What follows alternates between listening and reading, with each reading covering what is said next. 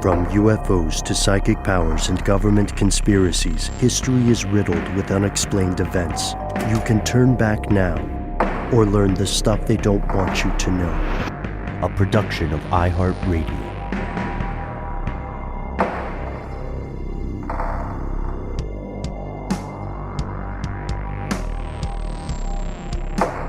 Welcome back to the show. My name is Matt. Our colleague Noel is on adventures and shall be returning forthwith. They call me Ben. We're joined as always with our super producer, Paul Mission Control Decant. Most importantly, you are here. That makes this the stuff they don't want you to know. And fellow conspiracy realists, for your faithful correspondence, this is a bit of a homecoming. Not too long ago, we were brainstorming, as we do, different future episodes and investigations, and it hit us that we have never done a podcast episode on the phenomenon known as crop circles. But Matt, as you and I were talking about off air, we did some videos. Yeah, we did. When we were young boys. Oh, back in 2011. How weird is that? September 2011. We put out our first crop circle video on the old How Stuff Works YouTube channel, but actually before then it was on iTunes video, so I don't know when it published then versus on YouTube. But and we still, I think at that point, we didn't have our own channel yet, right? No. That was the How Stuff Works proper channel. It got on our channel May 12th, 2014 as a classic. Oh, wow. It was a classic 2014. We didn't have the dialogue that we'll have here now. We have more time by the nature of an audio medium to really dive into some stuff. I think we were both surprised that we had not done a podcast on this. But Matt, I don't think I think maybe in 2011 we talked about this while we're working on our videos together. But have you ever seen a crop circle? No, I haven't. Well, and that's mostly because I've only traveled to England one time. I was in the UK once, or actually twice, to Spain, back to the UK, then out. But again, I pretty much stayed around an airport or hung out, downtown somewhere. Just around Heathrow in London. Yeah, exactly. Okay. So I'd have to go a bit further south, I think, to see at least where the most of the crop circles occur. And I've also not spent a lot of time out in the Midwest where there are a lot of crops here in the United States. Right.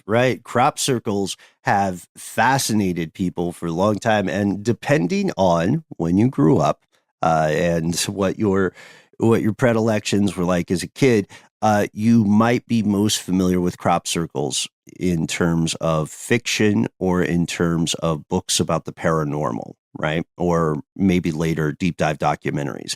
Like I was rewatching the X-Files intro, and don't they have a crop circle? Oh, they're just throwing stuff at the wall, right? Weird things. Crop circles were such a fascination, especially for kids growing up, like coming of age in the 90s, like we did, or like, becoming almost a teenager, where some of this stuff is in the zeitgeist, and it was talked about on the news. Oh, yeah. Mainstream news is going, wow, another weird crop formation has occurred. Mm-hmm. Yeah. And it was it's not that it was taken seriously, it was just a fascination. Yeah, it was, the journalistic ethics were still very much in play, so people weren't making extravagant claims, but they were leaning into the mysterious aspect of the crop circle. And we're going to, this evening, explore what crop circles are, how they come to be, why people are fascinated with them, and what, if any, motivation lay behind their creation. Also, we're going to have to bug Paul off mic, but Paul, hailing from, a heavily agricultural part of the U.S., I'm wondering if you've seen some crop circles or made some. Oh, and then filmed it and made a documentary and then profited. Did you already drop your lyric that you found? What? Oh, no, from Soul Coughing? Yeah, do alluded it. to. All right. So there's a band called Soul Coughing. They have a song called Circles. The chorus is, I don't need to walk around in circles, walk around in circles, walk around in. And it goes on because it's like form and function because they're kind of in a circle. While they're making a crop circle, maybe? While they're making a crop circle, maybe. I found one from the band Monster Magnet. I wish Noel was here because I don't know any of these references. I remember hearing the name of this band, but I never had one of Monster their albums. Magnet was great. It seems, I think I saw a video. I'm just looking at a picture of Power Trip is one of their, I guess, albums. And they have a song called Crop Circle. And it says, instead of dragging your swamp for your lost love, come to me. I'm your living crop circle. Yeah. All right.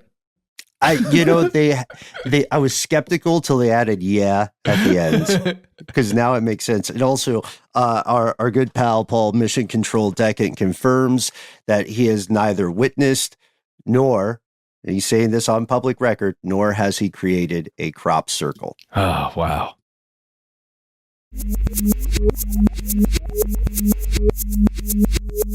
Here are the facts. All right. What is a crop circle? In general, it's a large pattern of flattened crops. Usually they're going to be cereals like grains, It might also be grass. We'll get into it, but we've seen it depicted often in corn.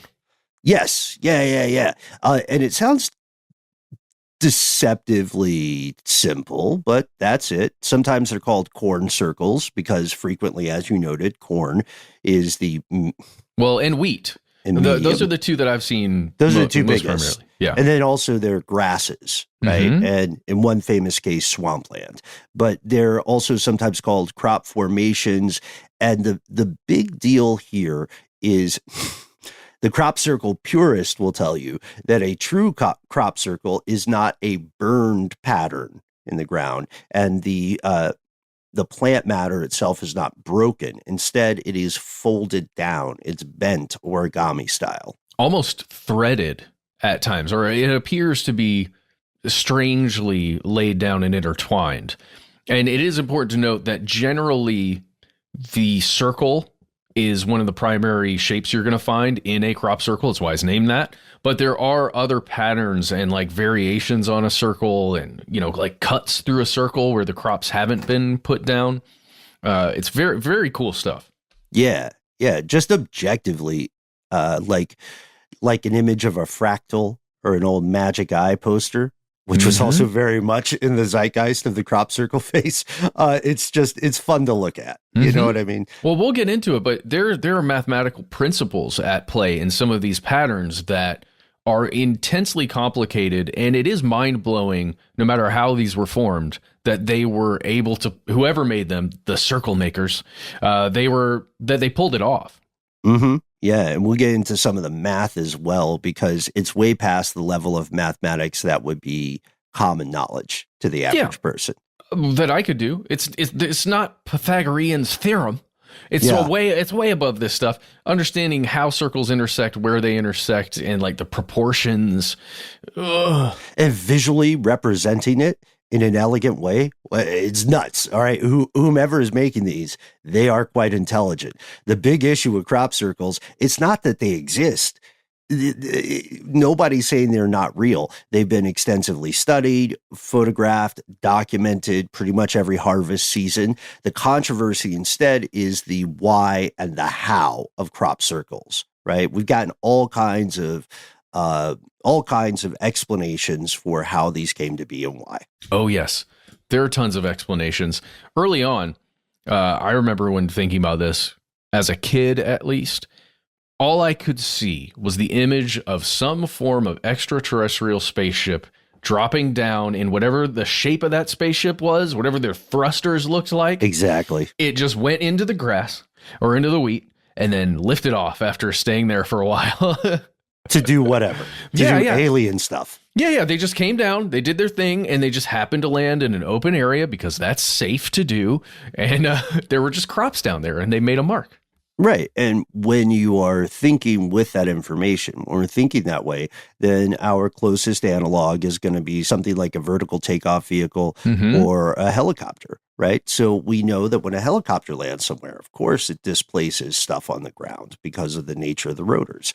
So it's not unreasonable. And then there were other scientists who would say, or I should say researchers who would argue, look, the crops, we don't need aliens. The crops are made by bizarre, obscure, natural phenomenon. And someone would say, like, what? And then the other person would say, I don't know, man, rain is weird. that was kind of the explanation. That was the moment, that was the pause in the conversation where someone is clearly smoking weed. And yeah, rain's weird though, and wind, probably wind. Yeah. And then other people, of course, say that these circles are purposely made by extraterrestrial or extra dimensional life, and that they are not just pretty works of art, that they are indeed messages, encoded messages to the humans or to life on Earth. And I don't know. It's also looking into the folklore is where it gets really interesting. I was trying to find the first idea, the first idea in the historical record of what we would call a crop circle today. And there's one thing we found is surprisingly early. It is a wooden tablet version of a tabloid newspaper. Mm-hmm. And it's so picture a short article from the National Enquirer or something, but it is hewn in wood. It's called The Mowing Devil, or Strange News Out of Hertfordshire. It's right up our alley. Should we just read this whole thing? It's incredible. Yeah, I think we can round robin because it's a short story, but it's a fun one. It is. I will begin here. Being a true relation of a farmer who, bargaining with a poor mower about the cutting down 3.5 acres of oats, upon the mower's asking too much, the farmer swore that the devil should mow it rather than he. And so it fell out that very night the crop of oats showed as if it had been all of a flame, but next morning appeared so neatly mowed by the devil, or some infernal spirit, that no mortal man was able to do the like. Also, how the said oats lie now in the field, and the owner has not power to fetch them away. So this is a banger. That's the entire story. That's the entire parable or the AP equivalent of the day. And at the bottom here, you see an image of a sinister looking dark figure with a scythe making what appears to be, I would describe it as a spiral pattern in the field. And maybe it's wreathed in flame, or maybe those are just oats that have been waylaid. Who knows? Who knows? He's also got hooves of a devil, and he's also got a little tail. Mm-hmm. He's got a little tail for balance. Mm-hmm. So also we want to shout out the author of this, to our best understanding, this anonymous author. It's got weird it's from the 1600s, so there are weird things that are italicized where you don't know why they're emphasized that way. Like, is mower an insult? I don't know. And also the S's. Oh, the S's are like F's. The FS's, yeah. Difficult to read. And looks also, like it says August 22nd. Right. And also the weird italicization of oats. Yeah. Oh man. Like it's specific. There may be some dog whistles that we're not clocking here. You know what I mean? The devil and the oats. This is really cool. They also spelled lie, L-Y. Yes, they were in a hurry, which is weird. With typos in a woodcut, you would think you have some time to think about the letters. But maybe that's just how everybody wrote and spoke. You're right. You're absolutely right. Yeah. And then there are other things that are kind of, we'd say, crop circle analogs, like fairy rings, the arcs of mushrooms that seem to often just spring up after a good rain. Mm-hmm. or a time of heavy moisture. They get lumped in with crop circles, but we have a couple pretty solid scientific theories about how those things occur, and it all boils down to the fact that the fungus is fascinating, and humans don't really understand fungus. The fungus is the best. Mm-hmm. Mm-hmm. It's our number one pick for successful organic astronaut. Yeah. Oh, yeah. Unless it gets in your lungs. Don't let it in your lungs. Yeah. Don't let it in. Trust it, but keep it at an arm's length. Also, unrelated, did you see the ISS is going to be dismantled? Wait, what? Yeah. It's a funding thing. Is that new news, or is that something they've been cooking up for a while? It's happened before, but if I recall correctly, the new news is that the ISS may not have the funding it needs in the current NASA iteration. So they're going to make a plan, possibly with with Elon Musk's outfit, to safely sunset it. That's very sad. Because it's a really nice symbolic, large, sophisticated piece of metal that represents working together. It does make me very sad that it's going away. Go to military.com. You'll see one of their recent articles. NASA chooses SpaceX vehicle to deorbit ISS as the crew takes cover from a near collision. Takes cover from a near collision? Yeah, with that near collision, it seems that the crew of the ISS had to unexpectedly board their separate capsules, like the ships that got them to the ISS. Right. Just so, yeah. Everybody got grounded, had to go back to their room because space debris from, I believe, a Russian satellite almost hit the ISS. Man. So that is nothing, or does it have something to do with crop circles? Well, and this comes, maybe, but it comes right on the heels of, what is it? The Boeing spacecraft where the crew is stuck on their capsule. Can't come down. And they can't leave, and they've been up there for a month now or more now that when this comes out. Yeah. Oh, yeah. And hope they stay safe. Hope they get back to the ground safely. We also know that people were associating crop circles with, speaking of ISS, heavenly passage for a long time, right? And connecting the existence of crop circles around ley lines or around ancient sites of significance and purported power. As far back as the late 1800s, though, scientists were also trying to describe them as a result of weird weather phenomenon. Like I think it was John Rand Capron in the late 1880s said he had it all figured out. He said it's cyclonic wind action. Cyclonic wind action. So he's thinking like tiny tornadoes. I mean, that's amazing. They're just so perfectly round. I don't know how a natural force like that would create such a perfect shape. Generally, when we observe nature, it does things. We call them organic shapes on purpose because they're not perfect unless you're talking about the geometry of like crystalline formations and stuff like that. Yeah, and I think that's a really good point. It's kind of like when you see the path of a real tornado, right? It's kind of like the difference between seeing the way a vampire bite looks in film versus an actual human bite. They're much messier, and a tornado's path is much, much messier than this kind of perfect just so thing that happens to depict complex mathematical patterns. Yeah.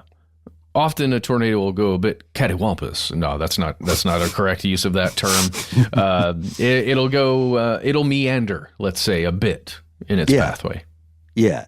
It's just a natural disaster that walks in the way that people walk into Target, no list, just vibes. Just kind of feeling it, Yeah, just sort of. We're both doing like a lazy person sway wherever the wind blows. There it is, classic tornado.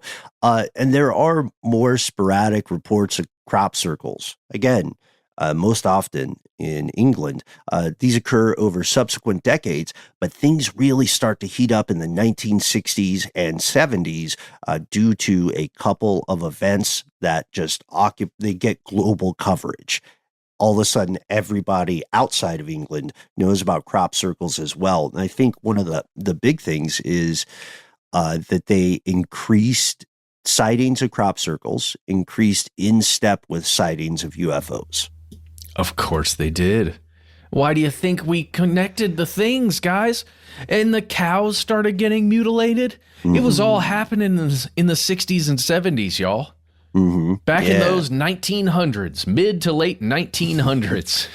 And weirdly enough, predominantly occurring in the Anglosphere, in English-speaking countries. In Alberta, the Canadian Department of National Defense, and we should do an episode on this in the future. They had their own Project Blue Book. Ooh, which I think we talked about. Haven't we mentioned it? But maybe we haven't gone in depth on it. We had to have mentioned it. It's got a name too. It's not Project Sign or Grudge like the old ones. No, it's it was a project name. I remember this. Yeah. Magnet. That's right. Not Monster Magnet, but are they related? Yeah. Project Magnet from 1950 to 1954. And it went away. Not really, probably. Yeah. It went away with nothing but crop circles in its wake. On August 8th, 1967, something called the Duhamel crop circles incident occurred, and the Department of National Defense in Canada examined these and ultimately they said these things are artificial, or their provenance is, meaning they were made by someone or made by something, but they didn't know who made them. They didn't know how they were made, and they had no idea why anyone, alien or human, would bother doing this. Dude, what? That's mysterious, right? And right after that is the Shag Harbor incident. Yes. Immediately after that, in the same year, but October 1967, which we've talked about Shag Harbor. I think we have a whole episode on that. Yeah. Yeah. And then around this time, actually just the year prior, one of the most famous / infamous crop circle incidents occurs, the Tully saucer nest. All right, Paul, can I get some creepy, like we're out in the middle of nowhere at night music? Perfect. All right, there's this farmer. He's near a place called Tully in Queensland, Australia. And he says he sees a flying saucer rise from the swamp at Tully, and he runs to investigate once he, tamps down his fear. And when he describes this saucer in depth. And when he gets to where he thinks the saucer lifted off from the ground, he sees a nearly circular, big area, 32 feet long, 25 feet wide, and the grass is flattened in a clockwise curve. He calls, this is a rural area again, so instead of calling the police force, he calls the one police officer. That guy goes and looks at it. They call the Australian Air Force and the University of Queensland. All of these institutions take a look, and they ultimately conclude this was created by some sort of natural phenomenon. They just don't know what. A water spout? Why not? No, it was something weirder than that, guys. It had to be. And no offense to the weirdness of water spouts, but that is kind of a Band-Aid of an explanation. And then as soon as that happened, and it gets reported, along with that incident in Canada, the world learns about crop circles, and boom, starting in the 70s, crop circles start appearing regularly, pretty much anywhere in the Anglosphere where people grow crops. Especially, as you mentioned earlier, Matt, especially in southern England, in some very specific parts of southern England. Yeah, in the rural places where there tend to be a lot of crops to circle in. Yes. It makes a lot of sense. Should I try and pronounce these? I'll get them wrong. Wiltshire, just lean into it, man. Yeah. Wiltshire, Oxfordshire, Somerset. That's going to be wrong. And this is the one that I can never pronounce correctly. And we've done it like 4 times. We've been told how to do it. Gloucestershire. Gloucestershire. Gloucestershire? I don't know. But we're looking forward to the email, folks. Let us know. We would love to visit these places because apparently still they have a continuing prevalence of crop circles. Mm-hmm. And they appear overnight, or at least they did in the 70s. And then over the years, they became more and more complex and they grew in size as well. They turned into crop circle kaiju. And some people who studied them were convinced that the fact that the plant seemed bent but not broken meant that a human could not have done this. And then without humans as a possible explanation, they said it has to either be some weird weather thing or, aliens. Or unexplained, right? Something we don't know yet. We don't understand yet.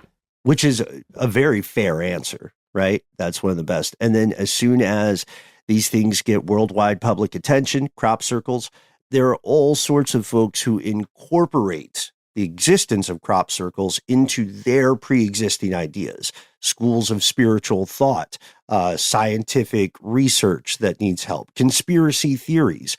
You can just attach the crop circle to this, whatever concept you wish, and then present the crop circle's existence as proof of all the other stuff you're claiming. Oh, yeah. And there's also almost an agnostic version of this that is... I would use the term circle makers as it doesn't matter who they are, where they came from, what it is, if they're aliens, if they're spirits, whatever mystical, magical thing it is, they are the circle makers and they've got messages for us and we should listen to whatever that message is. There's an agnostic, not worship of them, but almost just reverence for these things and their potential messages. 100%. And again, that's a very valid way to look at this stuff, right? Our question tonight is any of this stuff true? How did the circle makers make these crop circles? What if we told you? We're pretty sure we have the answer. At least in some cases. An answer. We have an answer. Yes. Or some.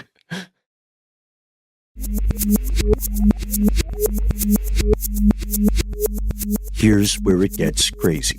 All right, we have to do it. It is the ethical responsibility of this show. First things first, might be a bummer. We don't have a solid explanation for every single crop circle, mainly because we don't know how many have come and gone, but we do know the provenance of quite a few of them, actually. They were later proven to be hoaxes by the hoaxers themselves. Yeah. There's some reporting, isn't it from the early 90s when we finally learned about this? Yeah, 1991. Yeah. Oh, yeah. Okay. Some classic Mad Lads. That was so close to libs. I was almost with you there. But yes, they are Mad Lads. Some guys named Doug and Dave. I guess we'll give their full names. Doug Bauer and Dave Chorley. They live in a place called Southampton, England, and they confessed openly. They said, hey, guys, we've made over 200 crop circles since the 1970s. And you know how we did it? It's brilliant. It's brilliant in that it's simple. They use ropes and boards. They also had a baseball cap that they fitted with a loop of wire to help make sure their lines were staying straight. They essentially created a large compass. Like if you've ever been in geography class, they create a large compass. They were inspired by the Tully Nest incident that we mentioned earlier. And as these circles became more prominent in the media, as there were more crop circle copycats, we could call them, these two guys, Doug and Dave, they kicked up their game. They made more and more complex patterns. This was like their hobby.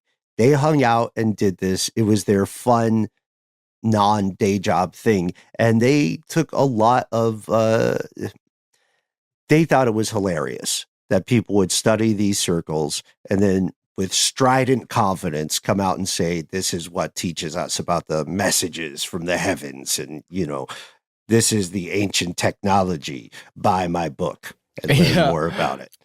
Yeah, but think about how truly impressive this is, if these guys are to be fully believed, and they have demonstrated, these guys and other crop circle makers use the same techniques that are described by Doug and Dave to make crop circles effectively that do represent mostly what others have observed in crop circle formations. So I guess what I mean is it can be done, but just think about how much planning and maths go into creating one of these things in 8 to 10 hours maximum that you could actually create one of these crop circles, because they're always done from the moment there's really no light outside, where they could be in the cover of night, to when the sun comes back up in the morning.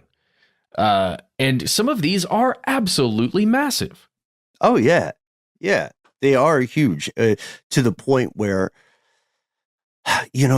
there are a lot of dark agricultural folk tales, right? All the world round. And if you live in, or if your family is from certain rural areas, then you may have stories that are very similar to that of the mower devil. That just goes to show that there is a commonality here that these stories tap into. So to be clear, in Doug and Dave's defense, they were not out to hurt people. They weren't swindling folks out of cash. They were definitely not trying to injure or kill anyone. We were talking about this earlier before we recorded.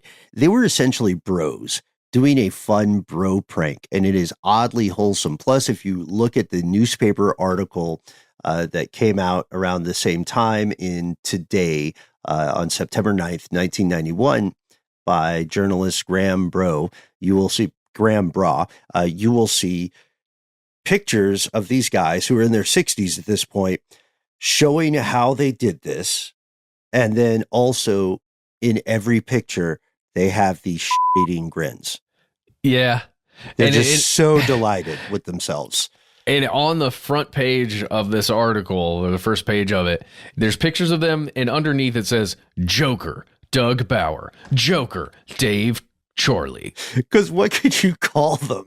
And this has been like 13 years. This is in a way, this is an ultimate dad joke, and this is what blew my mind. So we would assume that when these two guys, these career crop circle conmen, finally went public with their corn-laden graffiti, this would have settled a lot of those controversial claims. In fact, they have someone in that article who was a true believer in extraordinary stuff about crop circles, and he talks to Doug and Dave, and he talks about the moral and philosophical implications of their grift. Yeah.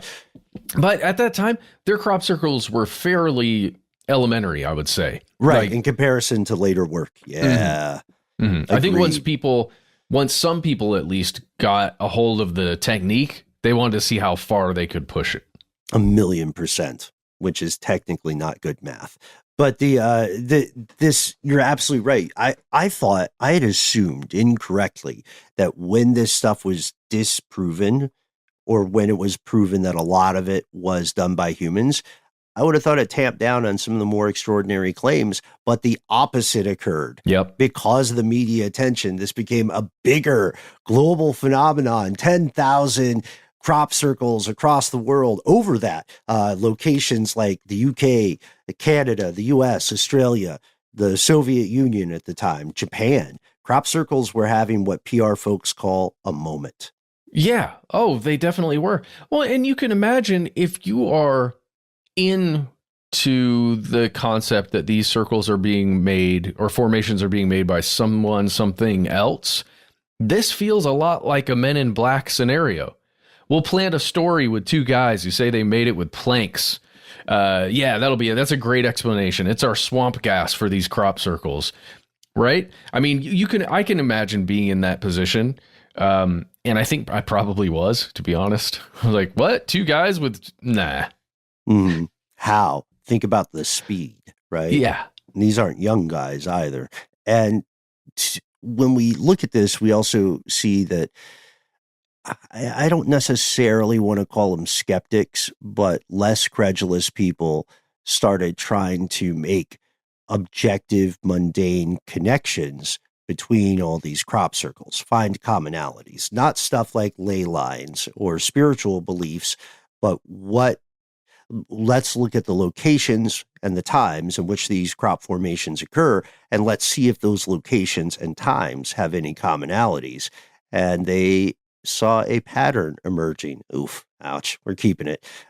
They said, look, the two main factors are if there's a lot of recent media coverage about crop circles from somewhere else, and if this media coverage reaches a place that is an agricultural community that doesn't have a lot of fencing or surveillance or anti-trespassing laws.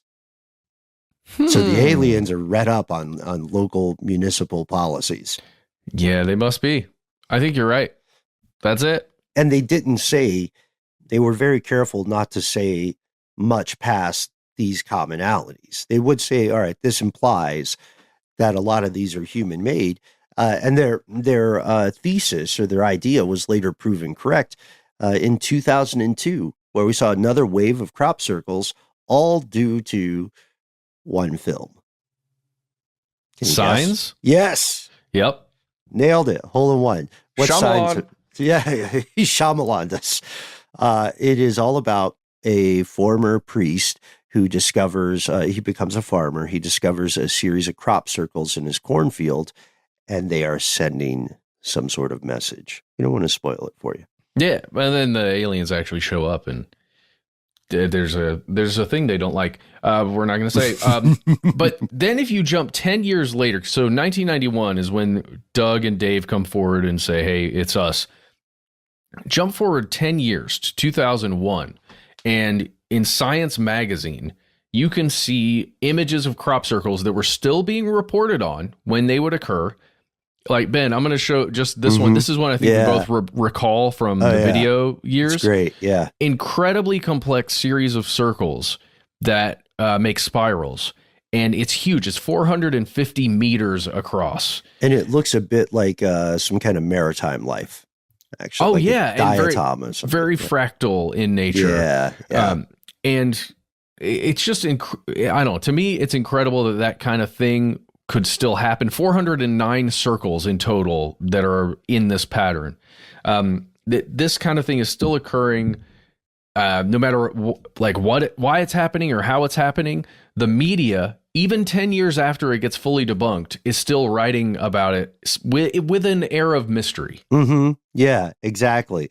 And at what point is it ethical to pretend that there's a mystery, or to, cherry pick facts and stuff? And I'm not accusing them of unethical behavior. That stuff's objectively amazing. And in many cases, people still don't know exactly who made a given crop circle or why, Oh, for sure. For sure. But it does move magazines. Back in 2001, magazines were on shelves and you bought them. And that's how it worked. Read magazines with their hands and their eyes. They had monthly subscriptions like you have one for Netflix for a thing that shows up in the mail.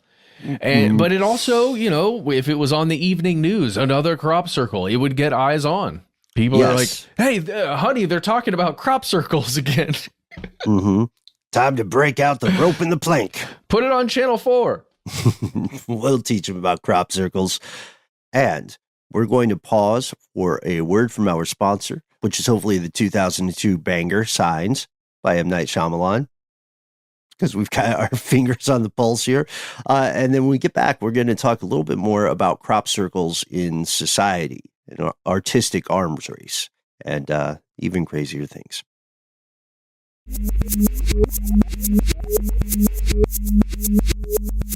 We're back. All right. There's another aspect to this story that needs to be considered. And I would think of it kind of as the Mothman argument or the haunted house argument. All right. A lot of this occurs in semi-rural environments. Yeah, farmers don't dig crop circles. Why would they? It's happening on their stuff. They need those crops to live. Well, yeah.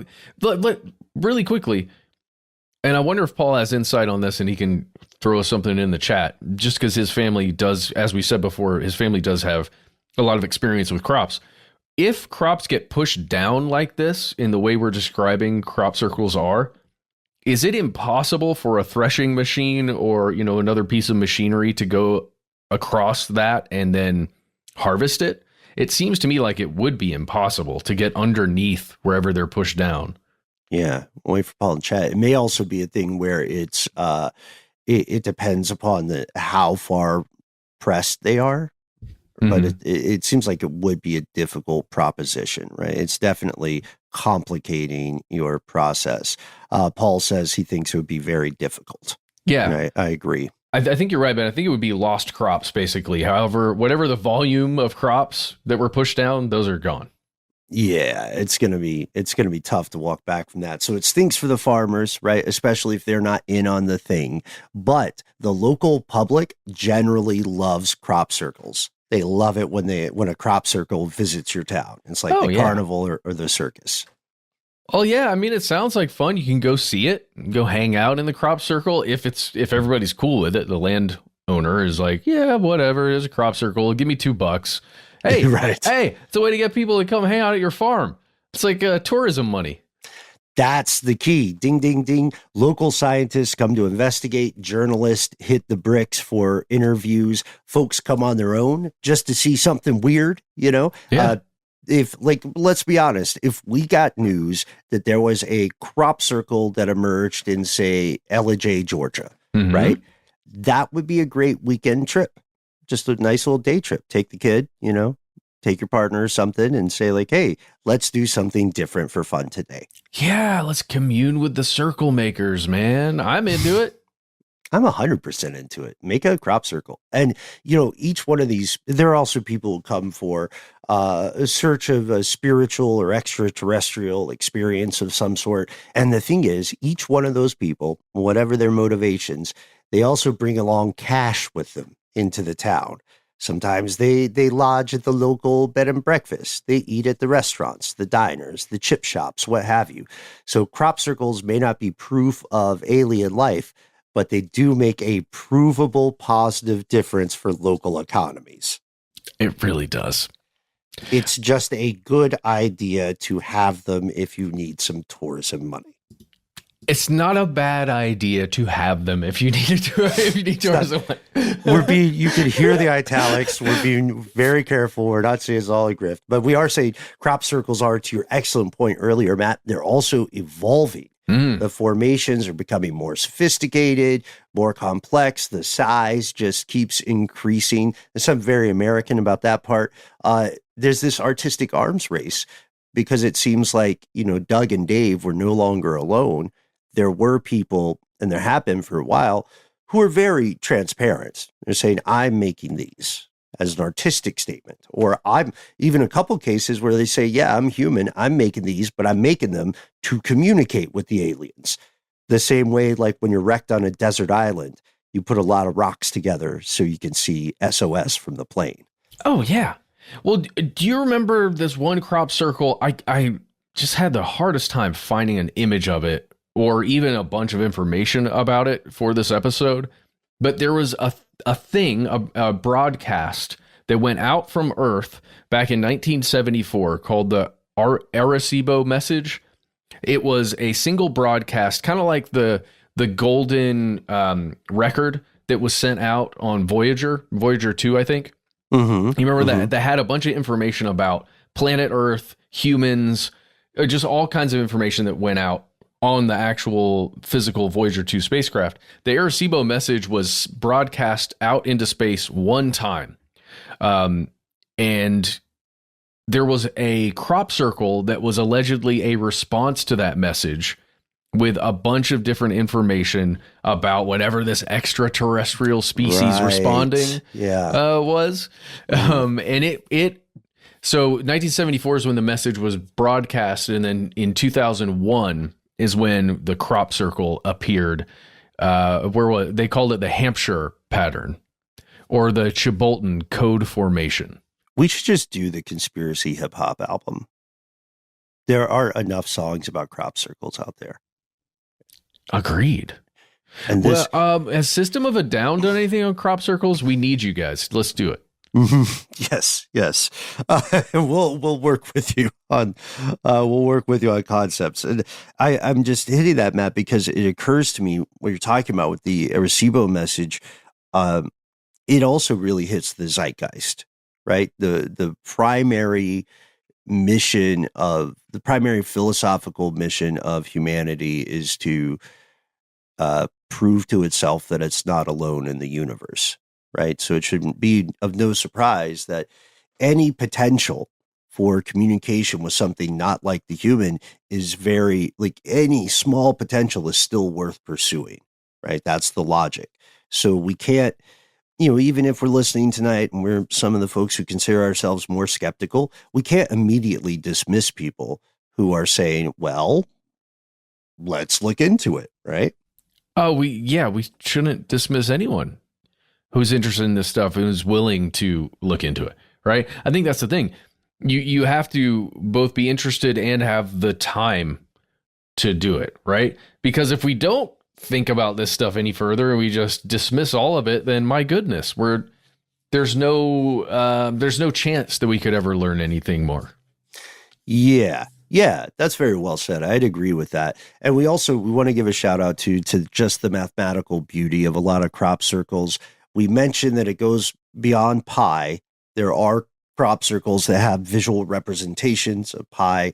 One that really stuck out to me was a crop circle that is a visual depiction of a mathematical formula called Euler's identity. Okay. Which is a sick name, right? I'm not even going to attempt to describe it, but this is often known as the most beautiful and profound mathematical equation in the world. And if you want to read more about it, there's a great article from 2010 in The Independent by Matilda Battersby, a very British name. And this describes how in Wiltshire, which is kind of ground zero for a lot of crop circles, a 300-foot design got carved into a crop, and it is what people are calling a tantalizing approximation of Euler's identity, of that mathematical formula. But how far does an approximation go before it becomes kind of reading tea leaves? Is this the one that looks like a circle that's broken up into like a pie formation, right? Slices of a pie formation, and that has notches around it that create that Euler's identity? Yes. Yeah. 100%. Oh, that's a cool one for sure. It looks like it's straight out of Assassin's Creed. Oh yeah, it does. It's some kind of weird technology. But the other weird thing is, even now in 2024, the majority of crop circles still appear in England. And people are still trying to, I guess, profile the circle makers. Yeah.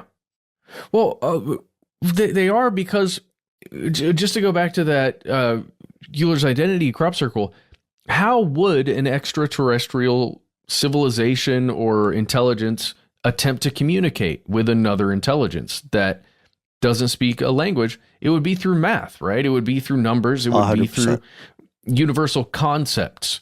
Like that. And that's something that's been, theorized since humans have thought about other existences off this rock. So it really is, if there was going to be a message, it would be something representing maths in some way, or a constant formula, or something that we would understand, someone speaking to us.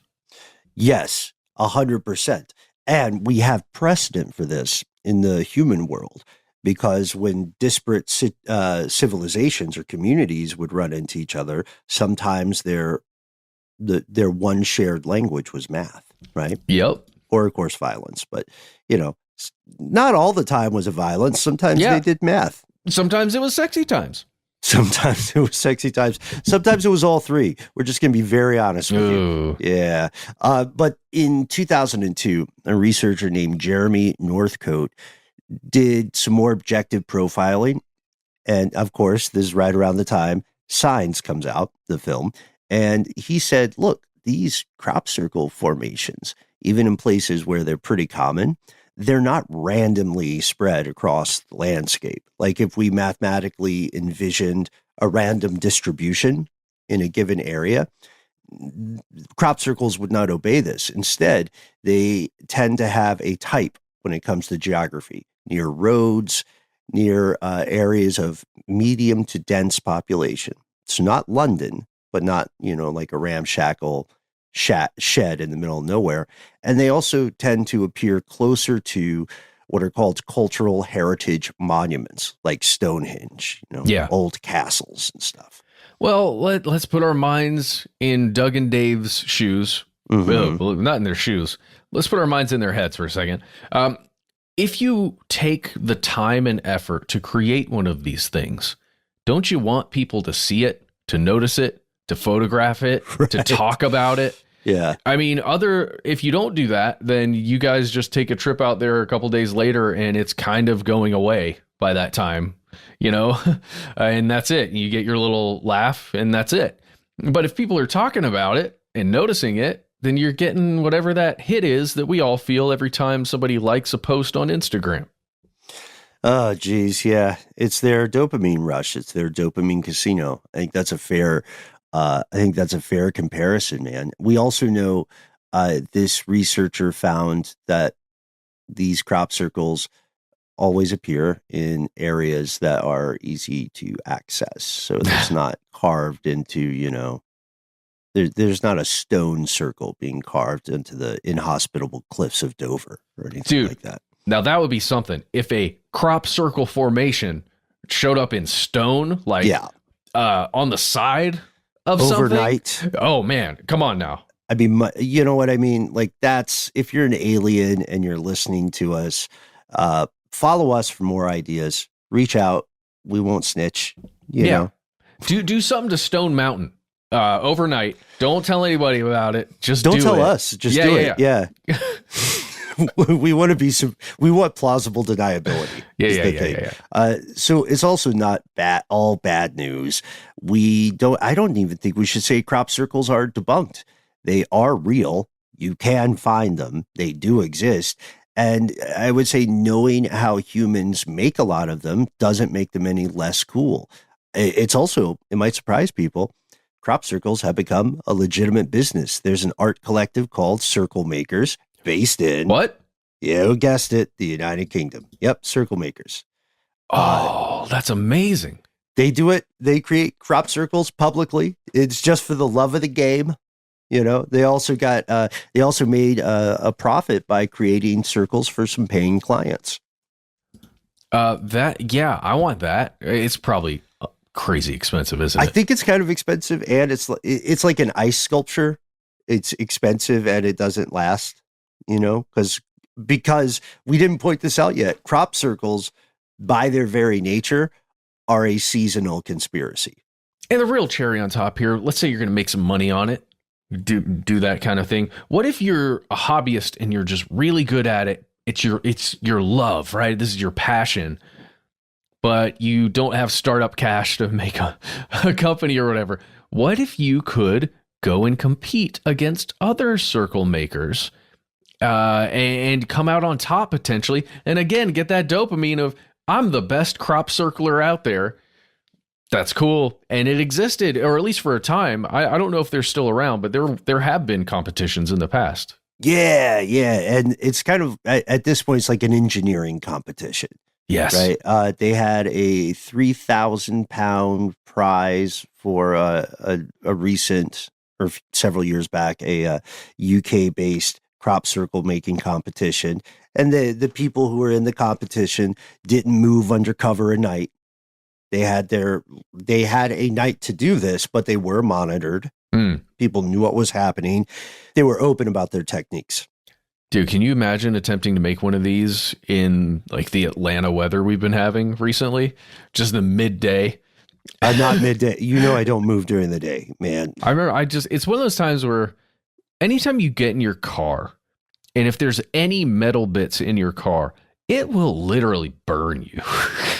Yeah, I'm going to show you something.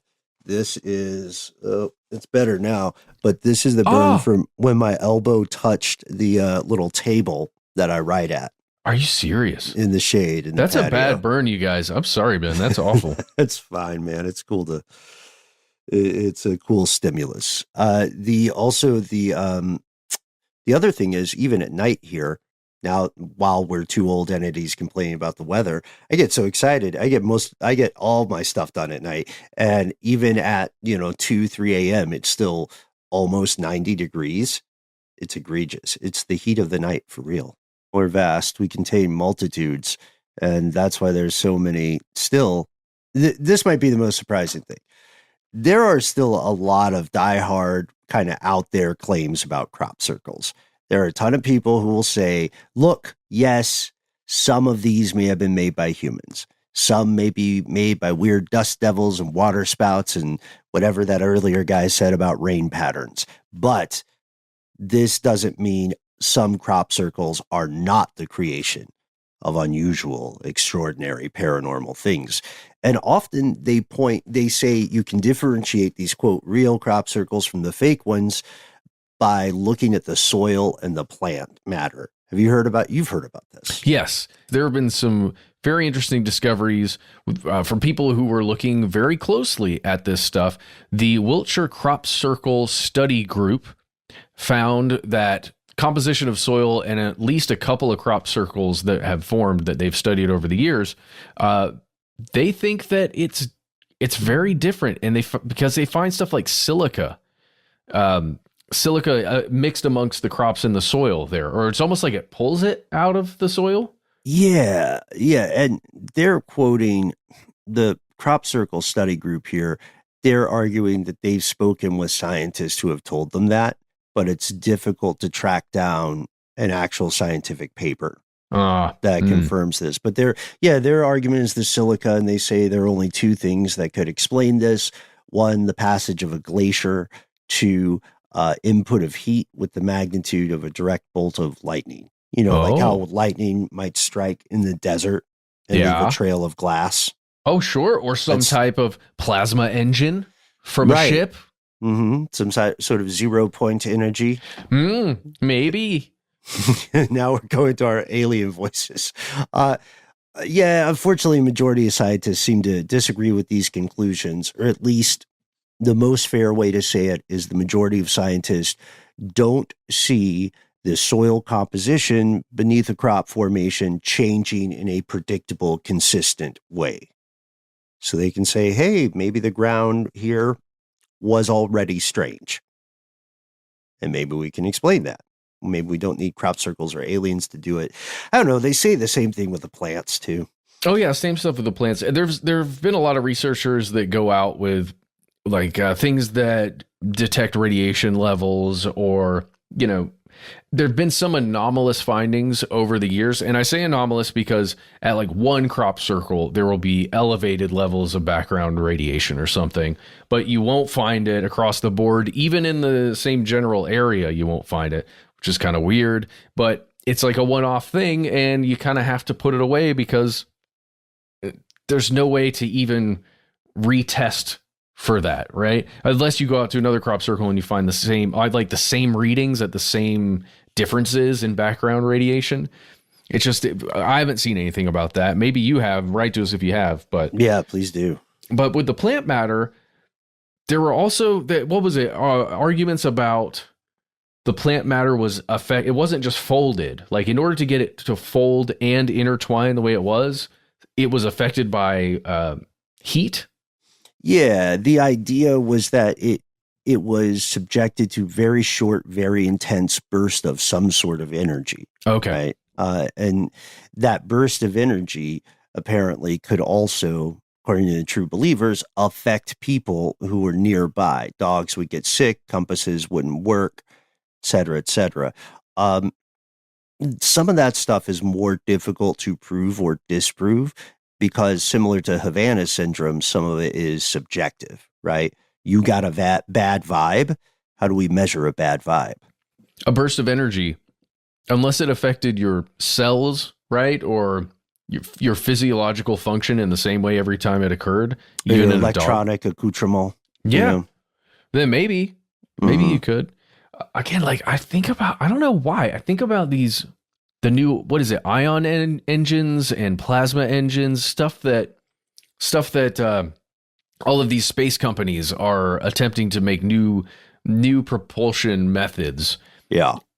And just thinking, if you extrapolate that, and you could have a ship of some sort that came down and did some kind of short energy bursts, I just don't know why you would need those unless it was to keep it aloft, right? Short little. Doof, doof, doof. Yeah, maybe kind of bouncing like a pogo stick approach. But why would you do it that way? For, fun, for cool stuff. I mean, maybe it's like, how people will customize their cars. Maybe the thrusters are customized and it's a flex to put Euler's identity in your thrust pattern. It's the music. That's exactly. Yeah. Oh, yeah. Or the way you can get a specific horn that does that, Yes. plays a song or something. Auga. Yeah. Oh, I have another. I don't even know if this is a conspiracy theory. This might be a bit too car stuff for us, but I was sitting in traffic the other evening, and I am increasingly convinced that auto manufacturers have purposely made horns sound kind of twerpy so that people are less likely to lay on them. Because like newer cars have a much less assertive horn. Yeah, they have more of a meep meep. They went from bellowing T-Rex, just to a Roadrunner. Some people who lived in New York for a little while, and they're like, "Oh, we got to change this. This is over. It's too much. It's been too much." And also, one thing we've been, I think, very careful about here is to be clear. Humanity right now does not have an explanation for 100% of the crop circles. So we are not saying that there is some extraordinary explanation for some of these. We're saying that it hasn't been confirmed that there is not. That's a little hair splitting, but I think it's fair just because, I know you well. We both really want to believe, that the truth is out there. Yeah, we do. And if the truth is just Doug and Dave, that makes me sad. And I don't want to be sad. I do like Doug and Dave. I know. To be clear. They're great. But come on. It's got to be something else. The New York Times article, what was it called? Crop circles were made by supernatural forces named Doug and Dave. Like, no, come on. Come on. Don't do us like that, NYT. And also, don't let this be a bummer, folks. It does appear that the majority of crop circles are man-made, but they're for any number of fascinating reasons. And Earth is chock full of weird art, from the Nazca lines to the pyramids, even unto crop circles. Humans are capable of doing amazing stuff. And a lot of times, they do it just for the sake of doing it. That itself, I would argue, is a mysterious, fascinating urge we still don't understand. Yeah, you're right. And hey, if you don't understand it, but you want to know more, or you've got some insight that we didn't talk about in this episode, why not reach out to us? You can find us all over the place. Mostly we are Conspiracy Stuff on the socials. Sometimes we're Conspiracy Stuff Show. If you want to watch our older videos, go to youtube.com/howstuffworks. and search crop circles, or youtube.com/conspiracy stuff and type the same thing in there. And there again, it's the same video. The newer one on our channel has a little updated like top and tail that's kind of cool. If you want to call us, we have a phone number. Yes, the rumors are true. All you have to do to join up is take your telephonic device and enter the following digits: 1-833-STDWYTK. You'll hear a hopefully familiar voice and then a beep like so. Beep, and then you'll have 3 minutes. Those 3 minutes are yours. Go nuts, go ham, go bananas and bonkers. All that we ask is that you give us a name. It can be a real name. It can be a name you always wanted. Let us know if we can use your name and or voice on the air. Tell us what's on your mind. And most importantly, do not censor yourself. If 3 minutes isn't quite enough, we also have an email that you can reach out to. That's right. We are conspiracy@iHeartRadio.com.